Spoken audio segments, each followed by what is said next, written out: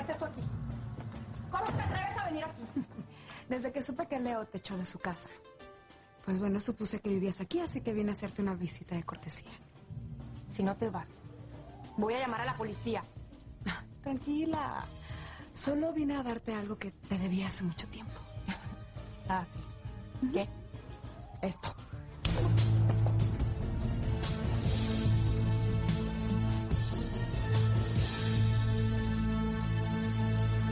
¿Te atreviste a cachetearme? ¿Y tú cómo te atreviste a robarte a mi hija? Eres una malnacida. Debiste haberte podrido en la cárcel. Desgraciada. Te odio, eres una peluquera maldita.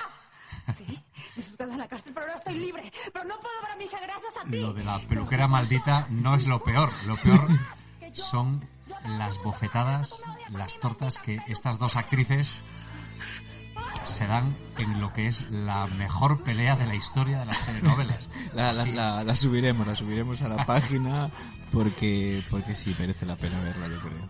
Porque hay unas habilidades. Es aquí impresionante. Yo creo que las actrices han tenido que sufrir, o sea, las propias actrices a la hora de interpretar esta escena en la que se pegan una, pero tremenda. Se agarran del cuello, se tiran del pelo, se dan bofetadas. Hay hasta piruetas incluso. Eso es un conflicto irresoluble.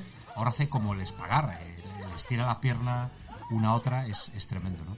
Bueno, aquí se ha perdido la posibilidad de la resolución de este conflicto. Aquí hay un conflicto al que muy pocas personas llegan, porque casi siempre se puede evitar, ¿no?, llegar a estos extremos, ¿no? Este ya está enquistado. Yo creo que aquí, a no ser que aparezca, no sé, un galán con un traje blanco, esto no lo frena. Llega a aparecer. No lo frena nadie. Escúchalo. No lo frena nadie. ¡Ya! ¿Qué está pasando? ¡Ya! ¡Quietas! ¡Suéltame! ¡La voy a matar! ¡La voy a sacar los ojos! ¡Tranquila! ¡Se calman las dos! ¡Se calman! ¡La voy a matar! ¿Qué significa? Traje blanco y botón desabrochado hasta el pantalón. Y dice una de las claves de este vídeo va a ser, se calman. Hay que calmarse, ¿no? Hoy vamos a hablar de gestión de conflictos. ¿A qué nos referimos con un conflicto? Don Daniel Noboa. Pues don Luis Fraga. Un conflicto pues no deja de ser que dos o más personas tienen el mismo objetivo. Entonces, dentro de esa línea pues hay una confluencia, hay un choque. Y a ver cómo hacemos. ¿Cómo hacemos para llevarlo? ¿Es normal tener conflictos? Tan normal como respirar. Como la vida, ¿no? Hombre, interactuando, gente en el mismo espacio, es imposible que personas que convivan en el mismo espacio no llegue un momento en que sus intereses estén contrapuestos y haya que decidir. ¿Qué peli vemos? Que el boli o el lápiz o la pintura amarilla, que solo hay una, o pues a dónde nos vamos de vacaciones, tantas cosas. Y ante esas situaciones, ¿qué actitud podemos tener? ¿Hay perfiles más o menos exactos, bien construidos de tipo de reacción, de actitud? Hay una que sí o sí es la que nos va a traer más problemas, que es, como veíamos en la telenovela, una actitud emocional, ¿no? Las emociones que nos ayudan y nos ayudarán siempre pues pueden ser un problema, porque es un piloto automático que cuando nota que hay agresividad o hay un conflicto, un obstáculo que no nos deja llegar a nuestras metas, es fácil que aparezca pues una actitud violenta, ¿no? De más bien de competición, pero de competición insana.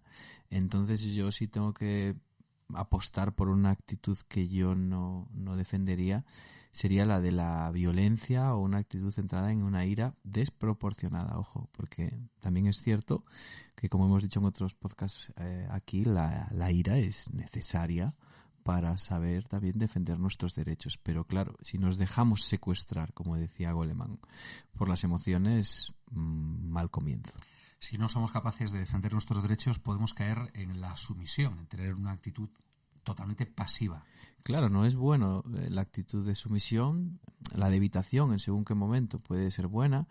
Me refiero a las actitudes que podamos tener, está bien que las tengamos, pero a conciencia de lo que estamos haciendo. O sea, si tú en un momento dado decides ir a ver la película que quiere ver el otro o ceder ante ese conflicto, pues que cedas una vez no tiene por qué ser malo, ¿no? Porque a lo mejor resulta que la siguiente vez la otra persona se acuerda de la vez que cediste y cede también. O sea, las relaciones interpersonales no las podemos simplificar tanto, ¿no?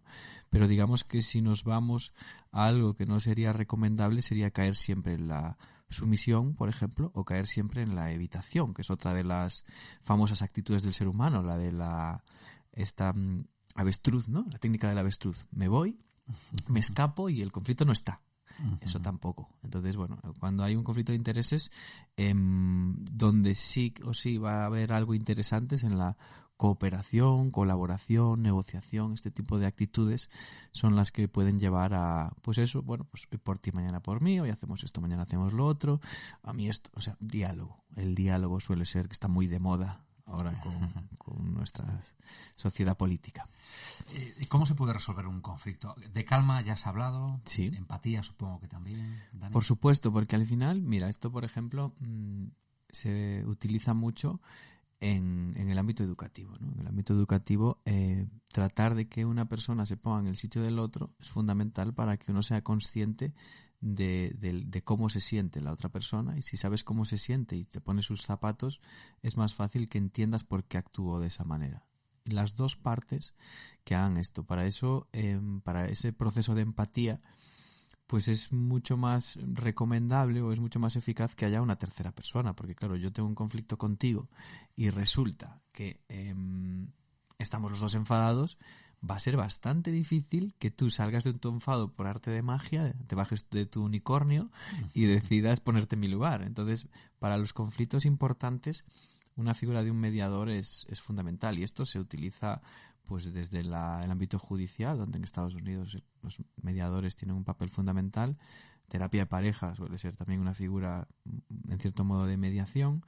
Y en el ámbito escolar, pues programas que han tenido mucho éxito para el bullying, pues está el programa Kiva, está, bueno, pues también el sentido común de muchos educadores que ante un conflicto de muchos padres que en un parque, pero mira lo que has hecho, mira cómo se siente, y entonces intentas un poco que ese niño o esa niña se pongan en el sitio del otro, del agredido, y digan, ostras, qué mal lo he hecho pasar, y a partir de ahí crear una especie de emoción que nos solidarice, que haga que nos empaticemos con la otra persona, y a la hora de buscar una compensación a ese conflicto sea todo mucho más fácil. O sea que desde la calma y la empatía, los conflictos es ahí donde se puede cocinar una resolución. Incluso puede ser bueno, intuyo, ¿no? Si se llega a una solución a ese conflicto. Como decíamos antes, en una relación interpersonal en la que a lo mejor, imagínate que una persona ha estado mucho tiempo en la sumisión o en la evitación y de repente adopta una actitud más de confrontación, pues a partir de ahí se puede reestructurar esa relación y convertirse en una relación más equilibrada, porque si siempre uno está en la sumisión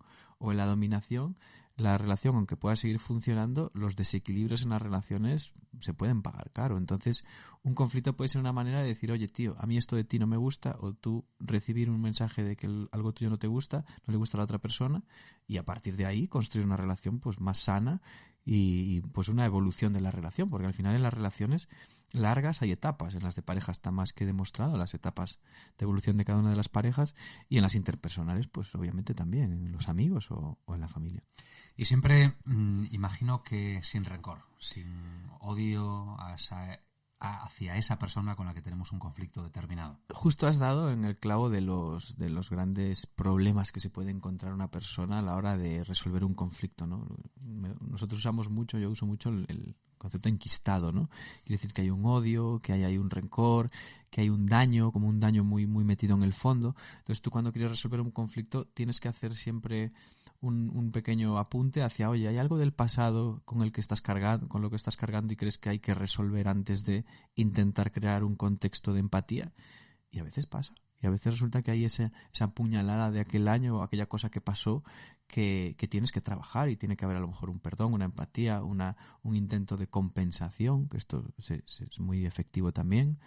Incluso para algún tipo de ritual que haga que esa persona pues trate de quitarse ese odio, porque hay una frase que se le atribuye a Dalai Lama, que parece ser que no es de él, pero que odiar a alguien es como pretender matarlo envenenándote a ti mismo, ¿no? O sea, yo me enveneno para matarte a ti. El odio a quien hace daño es al que odia. Corroe por dentro. Claro, el que es odiado, eso no sufre. Entonces, esos odios, eso que está enquistado, y de atrás hay que tratar de trabajarlo, porque si no, al final estás como construyendo sobre unos cimientos que a lo mejor no van a ser suficientemente fuertes para soportar el peso de una relación. Para negociar la resolución de un conflicto hay que ceder. Uno no se puede presentar, entre comillas, en una negociación sin la idea de ceder un poco o mucho. Es que si no, no es una negociación. Claro. Claro, es que si no es una imposición. Vale, yo vengo a negociar contigo, pero yo no voy a ceder nada.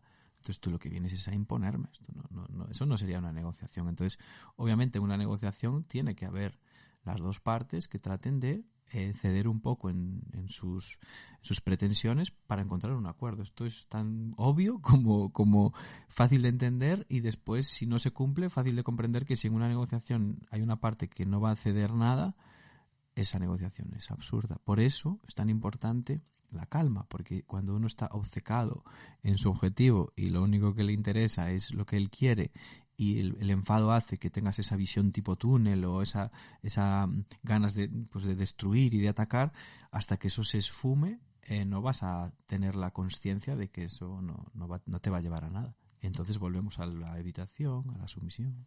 Puede haber padres que nos estén escuchando y digan, hombre, es que yo, ¿qué voy a ceder con mi hijo adolescente a quien se le ha metido en la cabeza algo que le llevaría pues a un grave error, ¿no? A cometer un grave error? ¿Qué voy a ceder, ¿no? En esas situaciones? Claro, ahí hay conflictos también que hay que entender que forman parte de la educación. Cuando un padre, una madre, una familia tratan de poner un límite, a veces ese límite no puede ser negociado. Esto chirría un poco, o suena mal, o suena incluso feo a los enamorados de la democracia y del diálogo, pero hay cosas que tienen que ver con la integridad física o con la salud que no son negociables, y eso los educadores deberían tenerlo en cuenta. Entonces, hay cosas... Si tú tienes un bagaje detrás de negociación, te puedes permitir el lujo de en un punto determinado no negociar, ¿no? Como puede ser el tema, pues eso, de las drogas. No, papá, es que me quiero drogar. A ver, hijo, vale que he negociado contigo la hora de llegada y de salida, he negociado contigo 1000 cosas y 1000 situaciones, pero mira, esto no es negociable. Lo siento, pero no. Entonces, una actitud de negociación, pero en la que puede haber alguna excepción y argumentada. ¿Por qué no?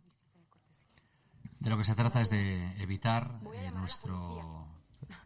esa escena que escuchábamos y veíamos nosotros al inicio del podcast, ¿no? Sí, Madre mía, todavía me duelen las bofetadas. Mira cómo ha sonado.